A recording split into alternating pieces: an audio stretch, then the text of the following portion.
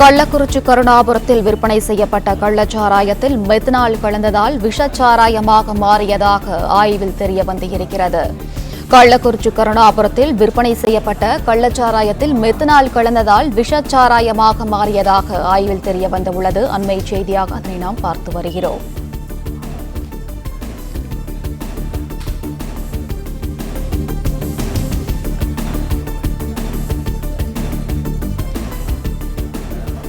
கள்ளக்குறிச்சி கருணாபுரத்தில் விற்பனை செய்யப்பட்ட கள்ளச்சாராயத்தில் மெத்தனால் கலந்ததால் விஷச்சாராயமாக மாறியதாக ஆய்வில் தெரியவந்துள்ளது.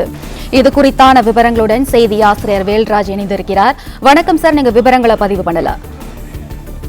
நிச்சயமாக கள்ளக்குறிச்சி கருணாபுரத்தில் நடந்த இந்த விஷச்சாராய சாவு எண்ணிக்கை 50க்கும் மேற்பட்டோர் உயிரிழந்த நிலையில் தமிழக சிபிசிஐடி காவல்துறையினர் விசாரணை நடத்தி வரும் இந்த நிலையில் புதுச்சேரியிலும் தனிப்படை அமைத்து விசாரணை மேற்கொண்டு வருகின்றனர். குறிப்பாக நேற்று சட்டசபையில் பேசிய முதலமைச்சர் கள்ளக்குறிச்சியில் சாராயம் தயாரிக்க புதுச்சேரியிலிருந்து மெத்தனால் கொண்டு வரப்பட்டதாக தெரிவித்திருந்தார். இதனை அடுத்து புதுச்சேரியில் தனிப்படை அமைத்ததாக புதுச்சேரி போலீசார் தனிப்படை அமைத்து இது தொடர்பாக விசாரணையை மேற்கொண்டனர். எங்கிருந்து மெத்தனால் கொண்டு செல்லப்பட்டது என்பது குறித்து இது குறித்து ஒரு விரிவான தகவலை புதுச்சேரி காவல்துறையினர் தெரிவித்திருக்கின்றனர். குறிப்பாக புதுச்சேரி மடுகரையைச் சேர்ந்த குட்கா வியாபாரி ஒருவர் போதைப் பொருள் கடத்தல் வரையில் கைதாகி கடலூர் சிறையில் அடைக்கப்பட்டிருந்ததாகவும், அப்போது சங்கராபுரத்தைச் சேர்ந்த, அதாவது கள்ளக்குறிச்சி மாவட்டம் சங்கராபுரத்தைச் சேர்ந்த ஒருவர் அவருக்கு அறிமுகமாகி கள்ளச்சாராயம் தயாரிப்பதற்கான மூலப்பொருட்களை எவ்வாறு பெறுவது என்று கேட்டதாகவும் கூறப்படுகிறது. அதனைத் தொடர்ந்து அந்த மடுகரையைச் சேர்ந்த அந்த நபர் கூறிய தகவலின்படி விழுப்புரத்தைச் சேர்ந்த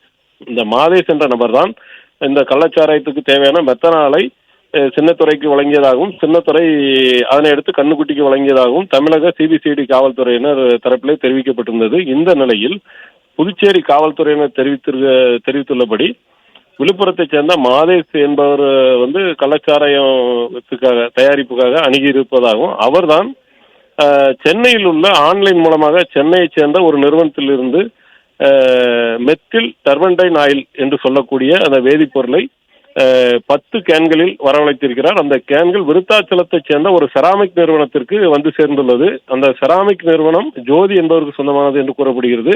ஜோதி மற்றும் கேசவன் ஆகியோர் அங்கே அந்த நிறுவனத்தை நடத்தி வருவதாகவும், அவர்களிடமிருந்து அந்த 10 கேன்கள் 2 கேன்களை மாதேஷ் பெற்றுக்கொண்டதாகவும், மாதேஷிடமிருந்து சின்னத்துறைக்கு அந்த கேன்கள் சென்றுள்ளது.